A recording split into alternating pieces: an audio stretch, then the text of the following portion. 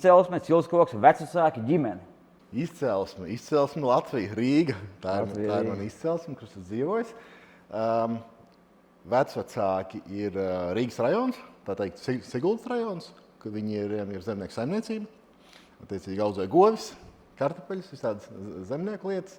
Bet ja skatās uz to izcelsmi vai ir kaut kādas vērtības, kas ir nākušas no vecākiem, kas ir palīdzējis būt tur, kur es esmu, es droši vien teiktu, jā, tā ir kaut kāda disciplīna. Kā piemēru droši vien var minēt kaut kādus treniņus, kas man bija bērnībā, uz kuriem es negribēju iet, bet uz kuriem man spied iet.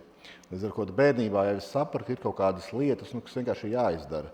Un es domāju, tas ir arī tas pamats, kāpēc es ticu tur, kur es esmu, kad es vienkārši zinu, ka ir lietas, kas ir jādara, un es viņas daru. Un tā, manuprāt, lielākā problēma cilvēkiem. Viņi vienkārši nedara tās vienkāršās lietas, kas jādara katru dienu. Jo tēvs bērnībā faktiski iemācīja disciplīnu. Es teiktu, ka jā, iemācīja disciplīnu. Jo bieži vien, manuprāt, cilvēki domā, ka disciplīna cilvēkam vai nu ir vai nav. Bet tā īsti nav. Disciplīna iemāca pats sev ar tām mazajām lietām, ko tu izdari katru dienu.